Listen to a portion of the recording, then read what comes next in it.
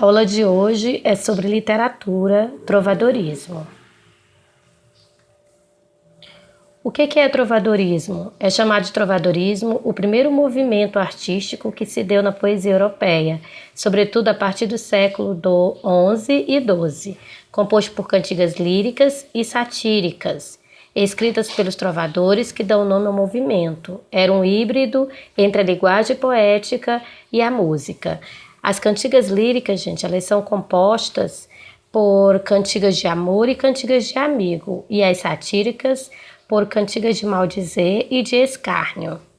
Acompanhados de instrumentos musicais e de dança, os trovadores viajavam entoando suas cantigas. Foi um dos gêneros literários mais populares da Idade Média, ao lado das novelas de cavalaria, expressão da prosa no período. Então aí nós vamos para o trovadorismo dentro do contexto histórico. A gente pode observar aí a imagem, que são imagens de trovadores que recitam as cantigas com acompanhamento de instrumentos musicais.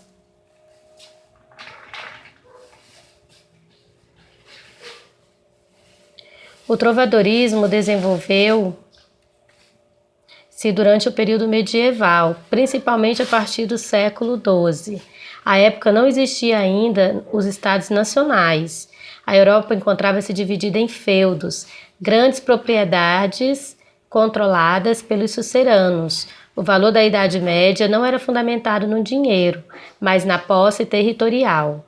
Por esse motivo, o cotidiano medieval era marcado por muitas guerras, batalhas e invasões, com o intuito da conquista de território.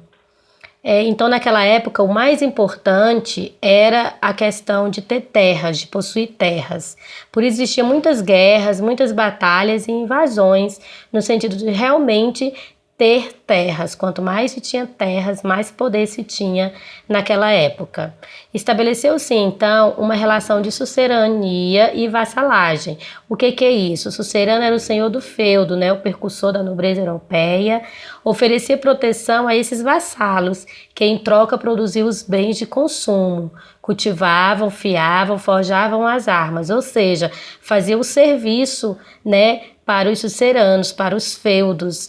Em troca, eles se protegiam. Isso aí está dentro do trovadorismo no contexto histórico. Outro contexto foi com o declínio do Império Romano. A partir do século IV e do século V, o latim vulgar, língua oficial de Roma, passou a sofrer modificações entre os povos dominados. Foi nesse longo período da Idade Média que começaram a surgir as línguas neolatinas, como o português, o espanhol, o francês, italiano, o romeno e o catalão. No entanto, foi apenas no século XIX que o português surgiu com a língua oficial. As cantigas dos trovadores foram, portanto, escritas em um outro dialeto, o provençal, que é uma língua, né, que não é a nossa, porque nessa época ainda não tinha, né, se nacionalizado. Outra característica do trovadorismo. As obras do trovadorismo são chamadas cantigas, que a gente falou anteriormente, pois eram escritas para serem declamadas. Naquela época não havia cultura, né? Não havia cultura do livro na Idade Média. A população era em grande parte analfabeta e ainda não havia sido inventado o livro impresso.